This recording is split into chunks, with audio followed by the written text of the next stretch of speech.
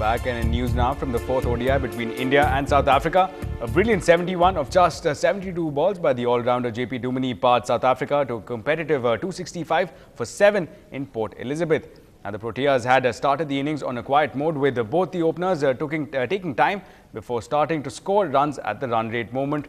Again, it was over 5 and over, but both the openers failed to build on their hard work done at the start of the innings. First to go was skipper Graham Smith, who mischarged Nehra's balls in the 12th over and was caught brilliantly by Harbhajan Singh at mid-on. Now, that was the start of a suicidal collapse. In the next 10 overs, the team lost 4 wickets and the score read only 60 runs. Now, following that, Duminy got a good partner in the form of Johan Botha and went on to score again a strong partnership of 70 runs. Now, Botha scored a spirited 59 ball 44 but was stumped against the run of play in the 38th over. This partnership boosted confidence of the next batsman too.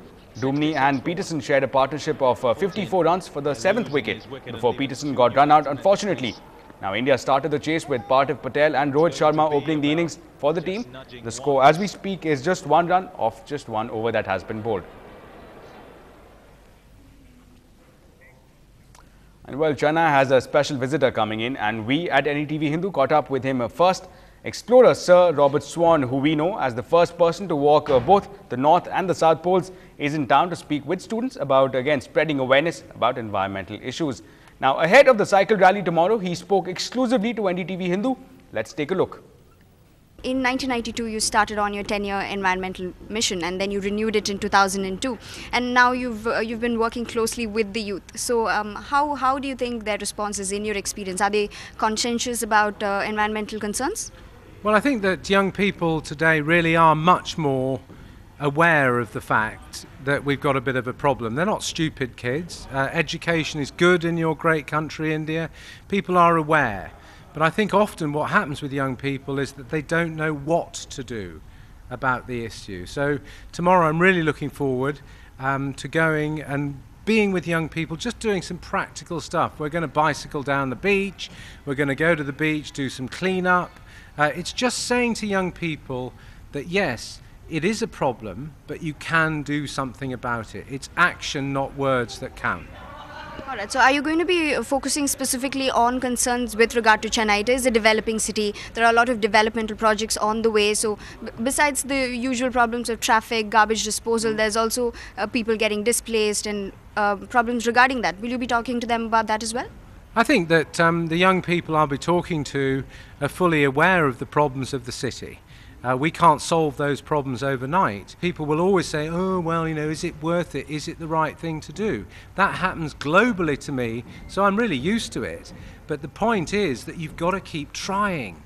And if you don't try, you haven't even got a story to criticize. And most importantly, that they go away feeling inspired, not overcome by all the issues.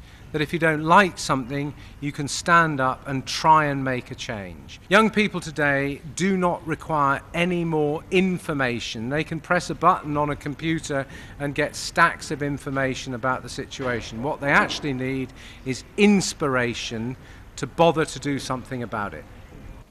Well, let's move ahead now. The woman who enthralled her audience in the 80s and 90s, film star Radha, is now introducing her daughter to Tamil cinema. Young Karthika makes her debut in Kollywood with the film Ko. Our reporter Lalit Jude caught up with the stars.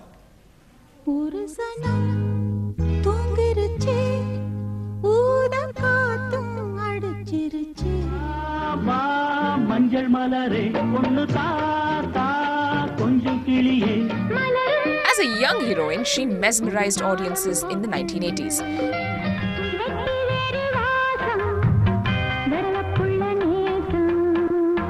Dominated by romance, many of her films are seen as evergreen hits. Now it's the turn of her daughter Karthika to step into the glitter of cinema in her maiden Tamil film Ko, which is directed by K.V. Anand.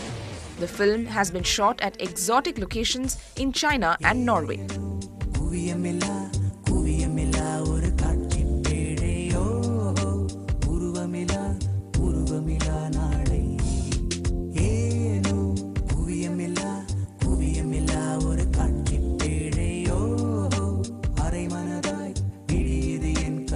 Karthika has the eyes of her mother.